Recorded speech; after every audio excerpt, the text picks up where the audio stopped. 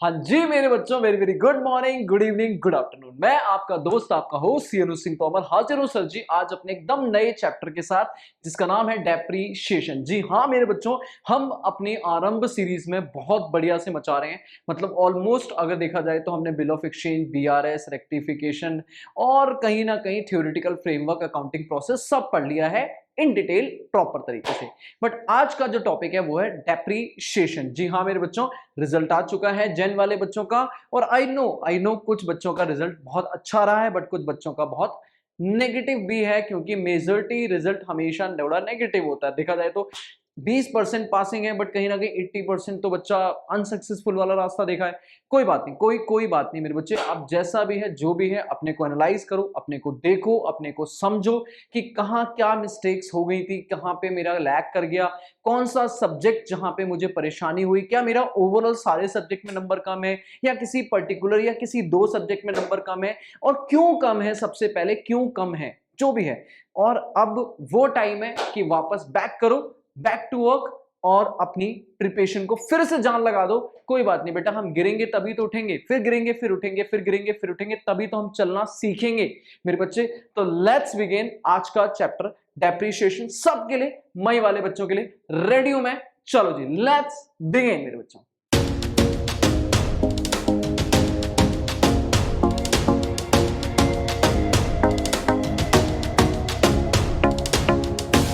कहानी शुरू करते हैं डेप्रीशिएशन की। अगर मैं बात करूं तो पहले थोड़ा बेसिक पढ़ते हैं। डेप्रीशिएशन को अगर हम बचपन में बोले तो डेप्रीशिएशन का मतलब क्या होता था सर? हम कहते थे हम जब भी कोई भी एसेट खरीदते हैं, फिक्स एसेट क्या होती थी, बचपन का नाम था वो एसेट जिन्हें हमने हेल्ड फॉर यूज खरीदा है, टेंजिबल है, 12 महीने से ज्यादा लाइव है। अब इसका नया नाम आ गया, फैंसी नाम, property plant and equipment, PPE, जिस पर आप इंटर में मेरे बच्चे, थोड़ा सा तो समराइज करूंगा मैं, इंटर में AS10 पढ़ोगे। तो इंटर में AS10 रिवाइज हो चुका है, जिसका नाम है प्रॉपर्टी प्लांट एंड इक्विपमेंट, जिसे आप अपने बचपन में बोलते थे फिक्स एसेट। फिक्स एसेट का भी नया नाम क्या है? Property plant and equipment. मतलब वो एसेट जो मेरे बच्चे क्या है, टेंजिबल है। अच्छा जी अच्छा, मतलब इनटेंजिबल एसेट पे डेप्रिसिएशन नहीं लगता ना बाबू, ना अमोर्टाइजेशन लगता है। दूसरा सर, उसकी लाइफ 12 महीने से ज्यादा है, मतलब लॉन्ग टर्म एसेट है। अगर 12 महीने से कम है तो बेटा वो इसी साल खत्म हो जाएगी, काई को लगाना है डेप्रिसिएशन। और तीसरा, हमने इसे रखा है हेल्ड फॉर, क्या करने के लिए?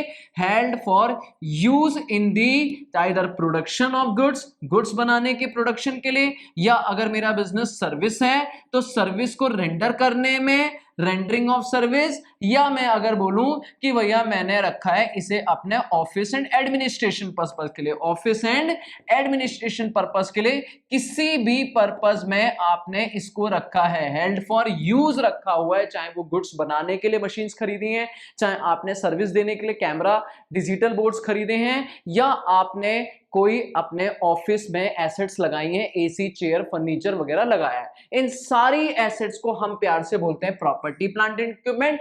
AS10 कहता है, ये डेफिनेशन मैंने वहां से उठाई है। और सर जी बचपन में हम कहते थे फिक्स एसेट, तो अगर हम इन एसेट्स को यूज करेंगे, इनको हम वियर एंड टियर होगा। वियर एंड टियर मतलब सर यूज करेंगे तो थोड़ा तोड़फोड़ तो होगी, या यूज भी नहीं करेंगे, अगर रख के बैठा हूं, पासेस ऑफ टाइम, क्या रख के बैठा हूं? सिर्फ रख के बैठा हूं, टाइम बीत रहा है, तो भी ये पुरानी होती जाएगी, और पुरानी मशीन की वैल्यू, पुरानी एसेट की वैल्यू गिरेगी। हम यूज कर रहे हैं, या ऑब्सोलेंसेस। ऑब्सोलेंसेस क्या होता है सर जी? ऑब्सोलेंसेस मतलब सर जी आपने एसेट्स खरीदी और उसकी टेक्नोलॉजी चेंज हो रही है, उसकी टेक्नोलॉजी चेंज हो रही है, कोई भी रीजन है मेरे बच्चे, कोई भी रीजन है, उससे उसकी मार्केट, उसकी जो वैल्यू है जितने की हमने खरीदी थी वो कम हो रही है, तो उस कमी को हम प्यार से क्या बोलते हैं? डेप्रीशिएशन। मैंने एकदम इजी लैंग्वेज में मेरे बच्चे को क्लियर कर दिया। बेटा वो सारी एसेट जिन्हें हमने खरीदा है यूज करने के लिए, एडमिनिस्ट्रेशन पर्पस के लिए, 12 महीने से ज्यादा लाइफ है, टेंजिबल एसेट है, तो अगर मैं जैसे जैसे उसे यूज करूंगा, रख के बैठूंगा, टेक्नोलॉजी चेंज करूंगा, उसकी वैल्यू गिरेगी, और उस गिरावट को अपन क्या बोलेंगे? डेप्रीशिएशन। बहुत बढ़िया, बहुत बढ़िया। इसकी टेक्निकल डेफिनेशन वगैरह हम बाद में देखेंगे सर, लेकिन हमारी बात यहां पे खत्म नहीं होती। अब अगर किसी भी एसेट का डेप्रीशिएशन निकालना है, देखो मुद्दे की बात करता हूं, थोड़ा सा एग्जाम ओरिएंटेड बात करता हूं। डेप्रीशिएशन निकालना है तो हमें क्या क्या चाहिए, कंपोनेंट क्या क्या होने चाहिए किसी भी डेप्रीशिएशन, किसी भी एसेट की वैल्यू को डेप्रीशिएट करने के लिए। बेटा मेरे को 4 चीजें चाहिए। मेरे बच्चे कितनी चीजें चाहिए? 4। आराम से पढ़। सबसे पहली चाहिए उसकी ओरिजिनल कॉस्ट। सर ये क्या होती है? जितने में हमने मशीन खरीदी, जितने में हमने वो पीपी खरीदी, अभी बात करेंगे। खरीदी to make ready for use, ठीक है। फिर आएगी इसकी लाइफ, कि भाई हमें क्या लगता है एक्सपेक्टेड लाइफ, जो हमें लगता है हम इतने टाइम तो चला लेंगे। यूजफुल लाइफ मतलब एक्सपेक्टेड लाइफ कि इतने साल तो हम चला ही लेंगे, ठीक है। दो बातें बच्चों, थोड़ा सा जुकाम हो रखा है बाबू। सबसे पहले ओरिजिनल कॉस्ट, हमने कितने में खरीदी, अभी बात करूंगा ओरिजिनल कॉस्ट पे डिस्कशन करूंगा। फिर आएगा लाइफ, कि हम कितने साल एक्सपेक्ट कर रहे हैं इस एसेट को चलाने के लिए। और फिर तीसरे नंबर पे आएगा बेटा हमारा एक्सपेक्टेड स्क्रैप वैल्यू, कि जब मैं इसे पूरा यूज कर लूंगा तो क्या कुछ कबाड़ में मिल जाएगा, क्या इसकी कोई स्क्रैप वैल्यू है, कोई स्क्रैप वैल्यू, या इसे बोल देते हैं रेजिडुअल वैल्यू, रेजिडुअल वैल्यू या ब्रेकअप वैल्यू। बेटा ब्रेकअप वैल्यू मतलब ओहो, मेरा बच्चा कहता है ब्रेकअप वैल्यू क्या होती है, ये तो मेरे दिल से लग गई। सर जी ब्रेकअप वैल्यू मतलब जब मेरा बच्चा है ना, हाँ हाँ हाँ, ब्रेकअप के बाद एकदम बच्चा खुचा कहता बस जी रहा हूं मैं, दैट मीन्स सर जी यूज करने के बाद एसेट की लाइफ के बाद जो भी वैल्यू बची हुई है स्क्रैप में, उसे आप स्क्रैप वैल्यू बोलो, रेजिडुअल वैल्यू बोलो, ब्रेकअप वैल्यू बोलो, मुझे कोई दिक्कत नहीं है। और इन सब के बाद आएगा चौथा कंपोनेंट कि हमें डेप्रिसिएशन करना कैसे, मेथड ऑफ डेप्रिसिएशन। मतलब अगर मुझे डेप्रिसिएशन निकालना है किसी भी पीपी पे, तो मेरे पास ये 4 बातें पता होनी चाहिए। बेटा क्या क्या? उस एसेट की ओरिजिनल कॉस्ट क्या है, उस एसेट की लाइफ क्या है, उस एसेट की स्क्रैप वैल्यू क्या है, और उस एसेट पे जो डेप्रिसिएशन लगाना है उसका कौन सा मेथड यूज करेंगे। हम सारी बातें करने वालों, डिटेल में डिस्कशन जुड़ना। सबसे पहली बात सर जी, अगर मैं बात करूं स्क्रैप वैल्यू और रेजिडुअल वैल्यू या लाइफ, ये हमेशा एस्टिमेट है, अनुमान है। अनुमान क्या है कि भैया मेरे को ना ये क्वेश्चन ऑलवेज देगा, ये क्वेश्चन ऑलवेज देगा, चाहे ये हो और ये। अगर एस्टिमेट है मतलब अगर स्क्रैप वैल्यू नहीं दी है तो मेरे बच्चे जीरो मान लेंगे कि भैया मुझे क्वेश्चन थोड़ी ना, मैं अपने आप कोई अंदाजा थोड़ी लगाऊंगा, ये तो कंपनी का मैनेजमेंट बताएगा। कि अगर वो मान लो कोई एसेट लेके आए, मान लो ये माउस लेके आए, अब ये माउस कितने साल चलेगा, बेटा क्या लाइफ होगी, ये तो इस कंपनी की मैनेजमेंट डिसाइड करेगी ना। जो यूज करेगा वो बताएगा कि भैया मैं 2 साल चला लूंगा। तो बेटा जब भी कोई एसेट खरीदेंगे उसकी लाइफ और उसकी स्क्रैप वैल्यू ये क्वेश्चन बताएगा। अगर क्वेश्चन में स्क्रैप वैल्यू ना दियो, जीरो मान लेंगे कि भैया कबाड़ में 1 रुपए भी ना मिल रहा। ठीक है ना। मुद्दे पे आते हैं, ओरिजिनल कॉस्ट कैसे निकालेंगे। सर ओरिजिनल कॉस्ट मतलब होता है, हमने बचपन में पढ़ा है हिस्टोरिकल कॉस्ट कॉन्सेप्ट, याद करो मैंने प्रिंसिपल में ही पढ़ाया था। बेटा हम जब भी कोई भी एसेट खरीदते हैं तो उसको रेडी फॉर यूज बनाने तक जो भी खर्चा होता है, हम उस खर्चे को कैपिटल एक्सपेंडिचर मान के उसी एसेट की लागत में ऐड कर देते हैं, कॉस्ट में ऐड करते हैं, और वो कॉस्ट उस एसेट की बनती है ओरिजिनल कॉस्ट। जैसे कि फॉर एग्जाम्पल मेरा बच्चा बताएगा, मैंने एक एसी खरीदा था 50,000 रुपए का, मैं वही पुराना एग्जांपल दूंगा। 50,000 रुपए का एसी चाहिए था, मैं दुकान पे गया, मैंने कहा भाई एसी दिखाओ, दुकानदार ने मुझे एसी निकाला, 50,000 रुपए दिखाए, मैंने कहा बढ़िया एसी टनाटन पैक कर दो। पैक करा, उन्होंने डब्बे में डाला और मेरे सामने फेंक दिया, मैंने 50,000 रुपए दिए और एसी मेरा। लेकिन क्या एसी अभी रेडी फॉर यूज है? अभी डब्बे में पैक दुकान पे पड़ा है, क्या रेडी फॉर यूज है? ना जी ना मेरा बच्चा। मैंने एक रिक्शे वाले को बुलाया, मैंने कहा बाबू ये एसी मेरे ऑफिस तक पहुंचा दे, जरा मेरे ऑफिस तक पहुंचा दे। कह रहा पहुंचा दूंगा, 3,000 रुपए लूंगा। हाँ भाई कितना? 3,000। मैंने कहा डन। उसने डब्बा उठाया, अपनी जो भी था रिक्शा विक्शा उसमें डाला और मेरे ऑफिस तक यहाँ पे लाके पटक दिया। कह रहा 3,000 रुपए। मैंने 3,000 रुपए दिए। क्या एसी अभी भी रेडी फॉर यूज है? नहीं सर। इंस्टॉलेशन वाले लड़के को कॉल किया, मैंने कहा भाई साहब एसी लगाना है, एसी। कह रहा लग जाएगा। मैंने कहा कितना? कह रहा 6,000 रुपए का खर्चा आएगा। मैंने कहा डन, जल्दी आ जा फटाक से। वो आया, उसने एसी इंस्टॉल किया और रिमोट मेरे हाथ में, कह रहा सर चला के देख लो, चला के देख लो, जल्दी बताओ मेरे बाबू। तो एसी मुझे 50 का पड़ा, 53 का पड़ा या 59 का पड़ा। क्यों? क्योंकि 50,000 उसे खरीदने का खर्चा, 3,000 उसे लाने का खर्चा, 6,000 उसे इंस्टॉल कराने का। तो जब वो रेडी फॉर यूज तब तक मैं कितना खर्चा कर चुका हूं उस पे? 59,000। This is original cost, this is original cost. क्या लिखूं मैं यहाँ पे? एक फॉर्मूला लिख देता हूं कि अगर कभी परचेज प्राइस दिया हो तो बाबू सबसे पहले करेंगे परचेज प्राइस। हाँ याद रखना, अगर कोई डिस्काउंट विस्काउंट मिला है तो वो माइनस कर देते हैं। कोई डिस्काउंट या रिबेट कुछ भी होगा क्वेश्चन में, अगर है, वैसे आपके में आएगा नहीं, ये इंटर वाले टॉपिक ज्यादा आएंगे। रिबेट है तो माइनस कर देंगे। इसके बाद जो भी प्राइस आएगा उसमें अगर कोई टैक्स है, कौन सा? नॉन रिफंडेबल, बेटा मान लो कोई टैक्स लग रहा है, जीएसटी लग रहा है, जिसका आपको क्रेडिट मिल जाएगा, रिफंड मिल जाएगा, तो अगर मैं टैक्स दूंगा और मुझे वापस मिल जाएगा तो मेरी लागत थोड़ी ना बनी।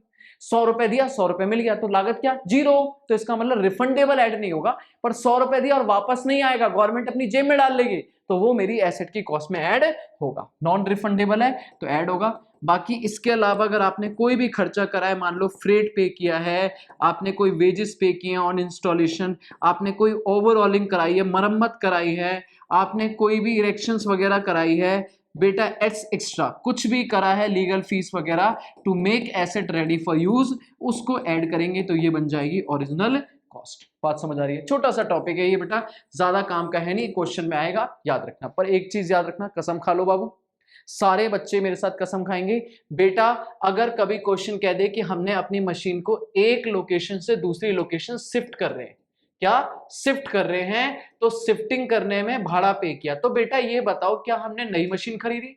बाबू क्या नई मशीन खरीदी है क्या? नहीं, हम उसी मशीन को अपनी एक फैक्ट्री से दूसरी फैक्ट्री में डाल रहे हैं और भाड़ा पे कर रहे हैं, तो क्या ये हमारी एसेट की कॉस्ट बढ़ा देगा?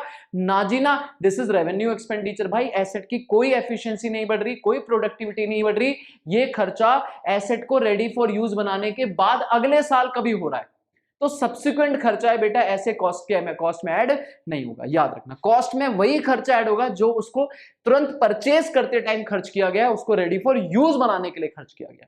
ठीक है, ओरिजिनल कॉस्ट क्लियर है बेटा? डिटेल में अच्छा खासा डिस्कशन कर दिया मैंने। एक्सपेक्टेड लाइफ क्वेश्चन बताएगा, अपने को दिमाग लगाने की जरूरत नहीं है, क्वेश्चन देगा, पक्की बात है। स्क्रैप वैल्यू अगर देगा तो बहुत अच्छी बात है, नहीं देगा तो जीरो मान लेंगे, बहुत बढ़िया। अब आते हैं अपना मेन मुद्दा, method of depreciation. Method of depreciation बेटा, original cost minus scrap value को हम डेप्रीशिएबल अमाउंट भी बोलते हैं, बात करूंगा बाद में आराम से, अभी पहले चलते हैं मेथड ऑफ डेप्रीशिएशन। अब आ जाओ मेरे बच्चे मेथड पे। अगर मैं मेथड की बात करूं, मेथड ऑफ डेप्रीशिएशन में एक साथ सारे मेथड कवर करने वाला हूं, मजा आएगा आपको, एक ही लेक्चर में, मतलब एक ही चार्ट में सारे मेथड कवर करने वाला हूं। हमारे इंस्टीट्यूट ने मेथड्स को दो पार्ट में डिवाइड किया बाबू, ध्यान से देखना। उन्होंने बोला है आप डेप्रीशिएशन निकालना चाहते हो, ठीक है, तो दो तरीके हैं, एक तो निकाल सकते हो on the basis of life, कि भाई आप मशीन को कितने साल यूज करोगे, आप मशीन को कितने साल यूज करोगे उसके बेसिस पे डेप्रीशिएशन निकाल सकते हैं, उसके बेसिस पे डेप्रीशिएशन निकाल सकते हैं, ठीक है। एक तो ये तरीका है, दूसरा क्या है, on the basis of, on the basis of capacity, on the basis of capacity. इनके बेसिस पे भी कुछ मेथड हैं, जो तीन मेथड और है। देखो नॉर्मली क्या होता है, आपने बचपन से पढ़ा है कि हम एसेट का डेप्रिसिएशन निकालते हैं लाइफ के बेस पे। किसके बेस पे? लाइफ के बेस पे, कि भाई हम एसेट खरीद के लाए, हर एसेट की एक लाइफ है, 5 साल 10 साल 15 साल, तो जितने साल चलेगी उतने साल यूज करेंगे, उतने साल उसे धीरे धीरे डेप्रिशिएट करेंगे सिस्टमैटिक तरीके से। यही हमारा एएसएन डेफिनेशन भी देता है, कहता है depreciation is a systematic allocation. क्या बोलता है? सिस्टमैटिक एलोकेशन है of depreciable asset. Depreciable asset क्या होती है? Property plant and equipment of over the life of asset. ठीक है, ठीक है। पर मान लो मैंने कहा मैंने मशीन खरीदी 10 साल और मैं उसे 10 साल यूज करने वाला हूं, तो 10 साल के अकॉर्डिंगली मैंने कभी इक्वल ले लिया, जैसे आप एसएलएम बोल देते हो, कभी ज्यादा कम कर दिया तो आप डब्ल्यूडीवी वगैरह नाम देते हो, ये एक तरीका हो गया। बट कुछ लोगों का मानना डिफरेंट है। कुछ बिजनेसेस कहते हैं भाई साहब हमें लाइफ से फर्क नहीं पड़ता, हमें मशीन की लाइफ से फर्क नहीं पड़ता। मान लो मुझे लगता है ये जो मान लो ये एक मशीन है, इस मशीन की लाइफ भले ही 10 साल हो, पर इसकी कैपेसिटी भी है कि ये 5000 घंटे काम कर सकती है। 10 साल या 5000 घंटे। अब मेरे लिए 10 साल इंपॉर्टेंट नहीं है, मेरे लिए 5000 घंटे इंपॉर्टेंट है, क्योंकि मेरा बिजनेस जो है वो सीजनेबल नेचर का है।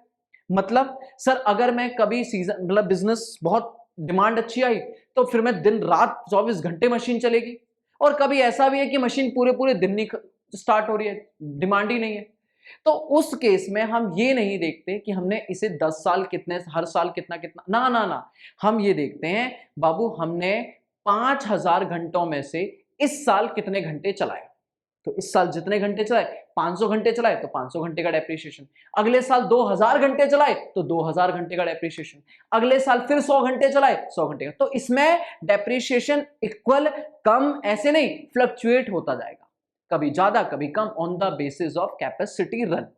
क्लियर है? तो बेटा ये दो तरीके डेप्रिसिएशन को निकालने के हैं, दो तरीके हैं। मैं नाम लिखता हूं कौन कौन से डेप्रिसिएशन मेथड है बेटा। ये फेमस है जो मैं लिखने जा रहा हूं, जिसका पहला नाम है स्ट्रेट लाइन मेथड। अभी सब बातें करेंगे स्ट्रेट लाइन मेथड। इसको हम दो नाम से और बुलाते हैं, जल्दी बताओ मेरा बच्चा लिखेगा।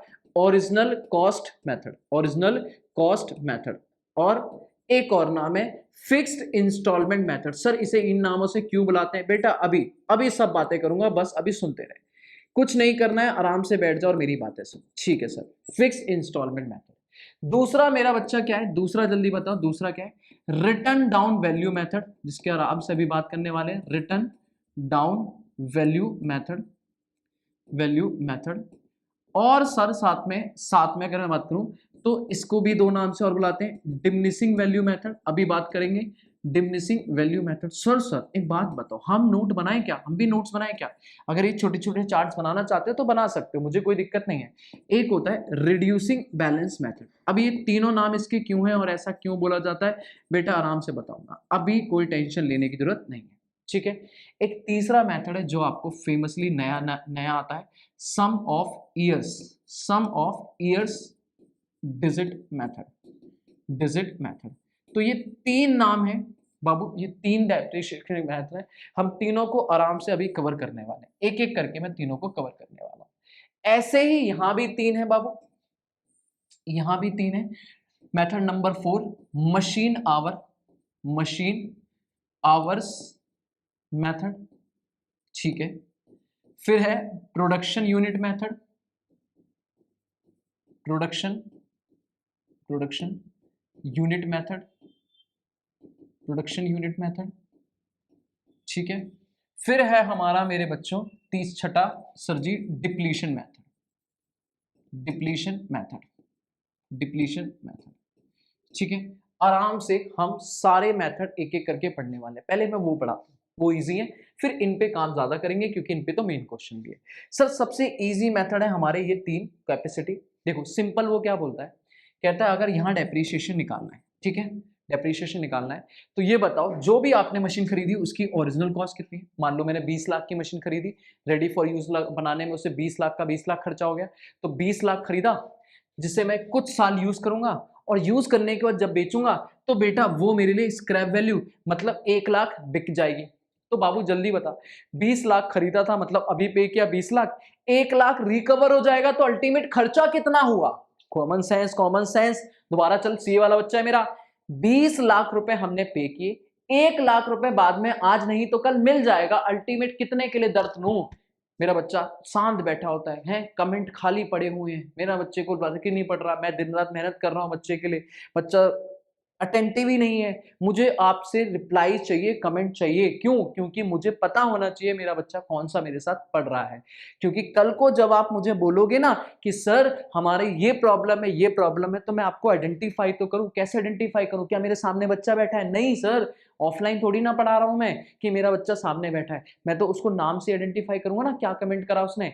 तो बेटा कमेंट बॉक्स करा करो, छोटी छोटी बातें लिखा करो कि सर ये पॉइंट, जब मैं पूछूं बोलना तो बोला कर, ताकि मैं कमेंट पढ़ूं और मेरे को पता चले कि हाँ ये बच्चा मेरे साथ बैठ के पढ़ रहा है प्रॉपर तरीके से। बता, 20 लाख खर्च किया, 20 lakh original cost, 1 lakh recover हो जाएगा आज नहीं तो कल, तो अल्टीमेट दर्द कितने का हुआ, खर्चा कितने का? 19 लाख। तो 19 लाख को डेप्रिशिएट करूंगा, इसे डेप्रिशिएबल अमाउंट भी बोलते हैं, इसे डेप्रिशिएबल अमाउंट भी बोलते हैं। तो original cost minus scrap value divided by total capacity, कि हम कितने मशीन आवर चलाएंगे, कितने मशीन आवर चलाएंगे, multiply by current year machine our, कि हमने इस साल कितने घंटे चलाया।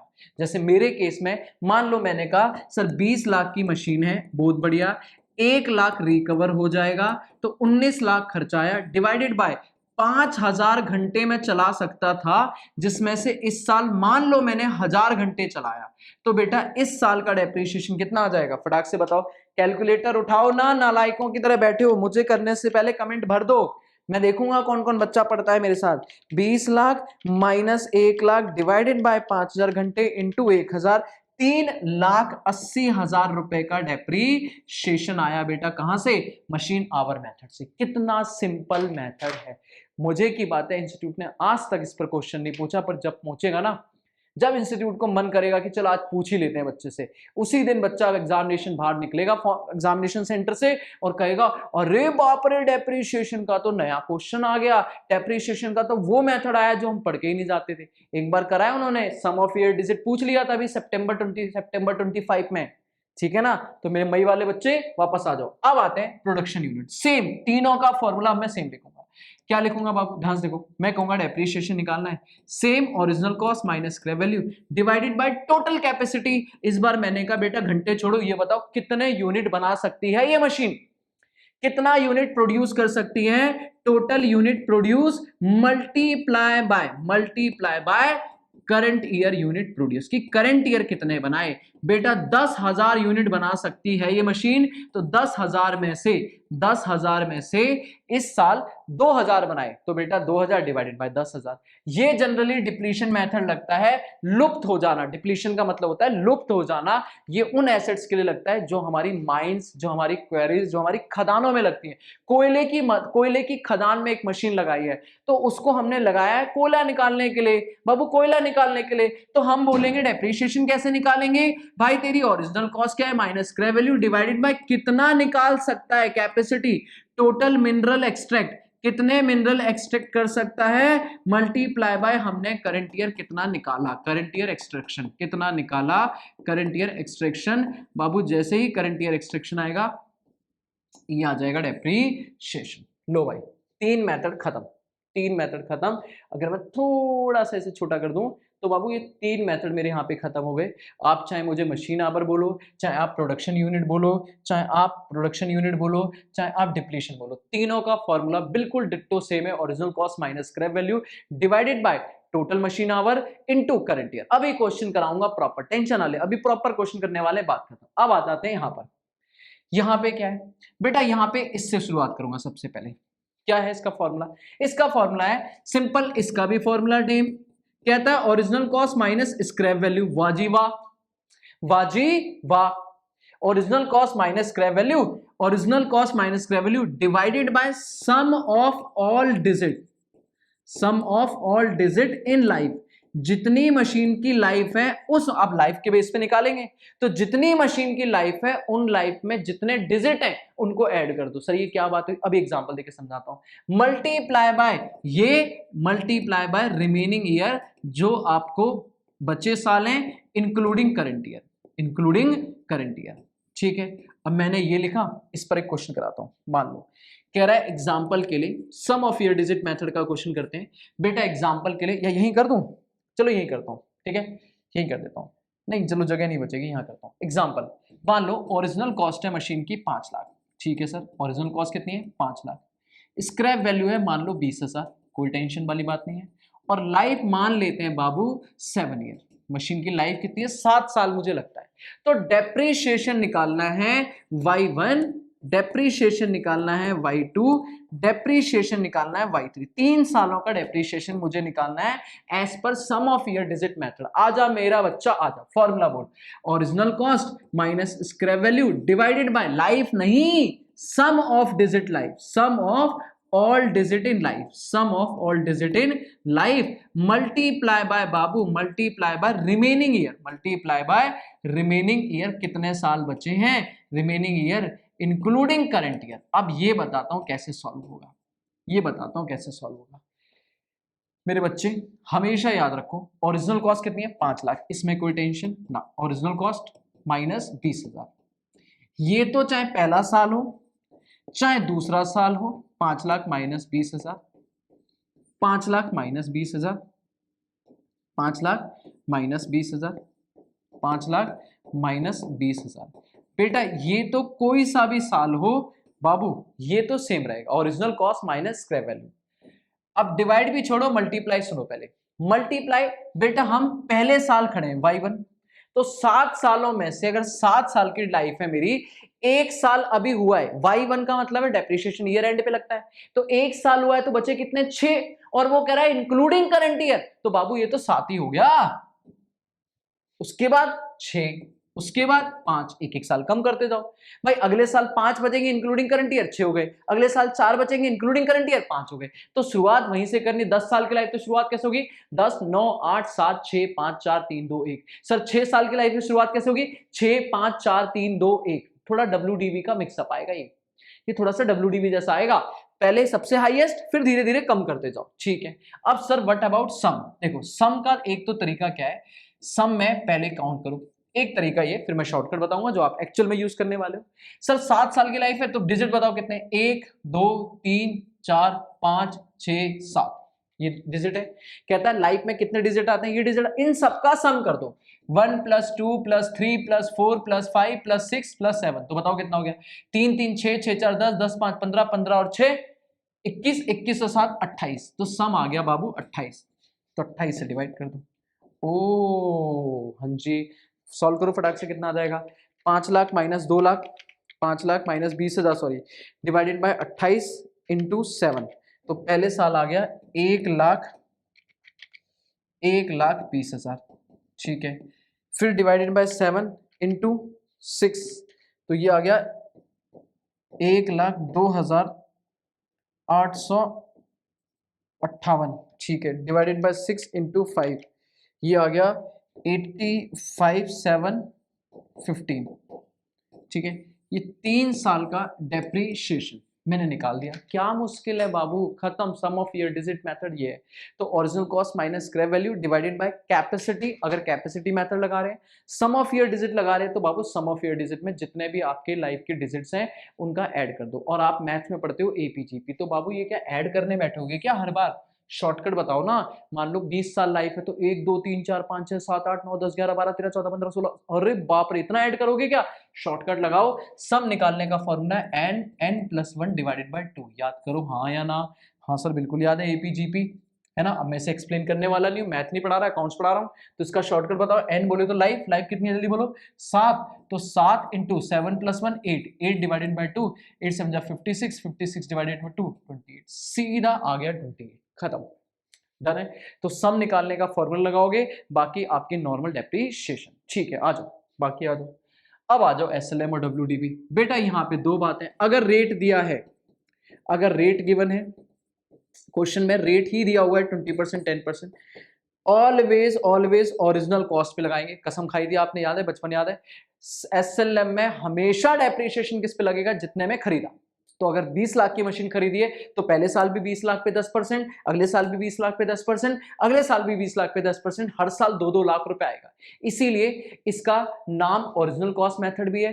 फिक्स्ड डेप्रीशिएशन है, इसीलिए इसका नाम फिक्स्ड डेप्रीशिएशन भी है। और अगर चार्ट ड्रॉ करोगे तो हर साल 2-2 लाख रुपए एक स्ट्रेट लाइन ड्रॉ हो जाएगी, 2 lakh 2 lakh 2 lakh, Y1 Y2 Y3, तो 2 लाख 2 लाख 2 लाख, इसका मतलब डेप्रीशिएशन आ रहा है स्ट्रेट लाइन मेथड, ठीक है। तो कोई बात नहीं। तो बेटा जो भी अगर रेट दिया है तो ओरिजिनल कॉस्ट पे रेट लगाओ, डिवाइडेड बाय 100, जितने महीने का चाहिए, मान लो 6 महीने का चाहिए 6 महीने का, 12 महीने का चाहिए 12 महीने का, डेप्रीशिएशन आ जाएगा, ठीक है सर। लेकिन अगर रेट गिवन नहीं है सर, तो अगर रेट गिवन नहीं है तो क्या करेंगे हम बाबू? तो हम क्या करेंगे? तो मेरे बच्चा एक फॉर्मूला लगा देगा। पता क्या फॉर्मूला है? तुझे पता है, मैं क्या बताऊं? Original cost minus scrap value divided by life, खत्म, सबसे simple. Original cost minus scrap value divided by sum करते थे, या कुछ नहीं, या सीधा लाइफ से डिवाइड करो और इक्वली हर साल राइट ऑफ कर दो। बढ़िया। सर WDV में क्या है?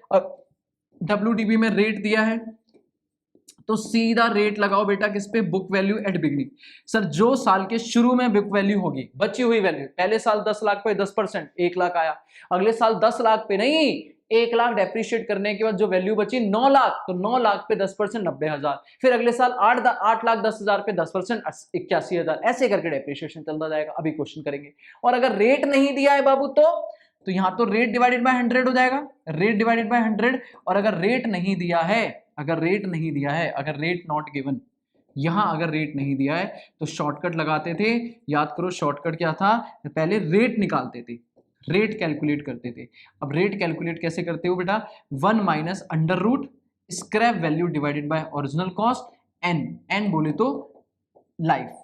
तो ये एक तरीका होता था रेट निकालने का। इस पर एक क्वेश्चन करा देता हूँ, फटाक से जल्दी आओ, ठीक है। अगर WDV में रेट नहीं दिया है तो रेट ही निकालना पड़ेगा, और कोई फॉर्मूला नहीं है। आप इसको स्क्रीनशॉट लेना चाहते हो ले लो, मैंने सब कुछ लिख दिया है, बस ये वाला रेट वाला एक्सप्लेनेशन बाकी है।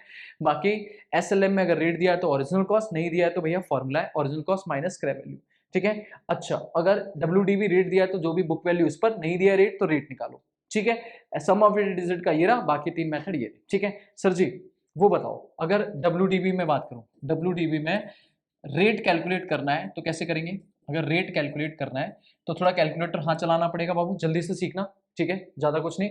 वैसे मैंने जो याद है फॉर्मूला वाला एक वीडियो बनाया था जिसमें 10 कैलकुलेटर ट्रिक डाली हुई है मैंने, ठीक है, देखना 10 कैलकुलेटर ट्रिक डाली हुई है, वहां से आप उसे चेक कर सकते हो, है ना, वहां पे ही मैंने ये फॉर्मूला लिखा था, ठीक है। चलो, पर फिर भी मैं करा देता हूँ दोबारा से।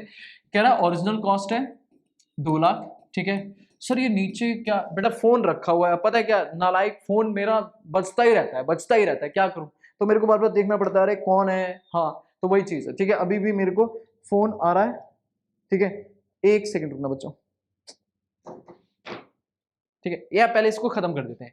ओरिजिनल कॉस्ट ये रही, स्क्रैप वैल्यू है 50,000, स्क्रैप वैल्यू है 50,000, ठीक है, और लाइफ है, लाइफ मान लेते हैं कुछ भी 8 साल, बताओ रेट निकालते हैं। तो पहले रेट का फॉर्मूला क्या होगा, डब्ल्यूडीवी के हिसाब से निकालो, फॉर्मूला क्या सिखाया मैंने, 1 minus under root scrap value divided by original cost और एन, और जो भी आएगा उसे 100 से मल्टीप्लाई कर देना बाबू, तो अपने आप ये परसेंट में आ जाएगा, ठीक है। सॉल्व करते हैं, 1 माइनस, कैलकुलेटर उठा लो भाई, एन, ठीक है, स्क्रैप वैल्यू कितनी है 50,000, ओरिजिनल कॉस्ट कितनी दी हुई है 2 लाख, ठीक है, एन बोले तो 8 साल, ठीक है, इंटू 100। अब मुझे अगर अंडर रूट सॉल्व करना है तो अंडर रूट को पहले इजी फॉर्म में लिखता हूं, बताओ अंडर रूट कितना हो गया 50,000, सीधा बताओ 50,000 डिवाइडेड बाय 2 लाख, ये आ गया 0.25 और 8 साल का अंडर रूट करना है इंटू 100। अब ये सॉल्व करने के लिए आपको कैलकुलेटर पे कुछ शॉर्टकट यूज करने पड़ेंगे। शॉर्टकट नंबर 1, सबसे पहले आप इसको लिखो 0.25, जैसे मैंने लिखा हुआ है 0.25।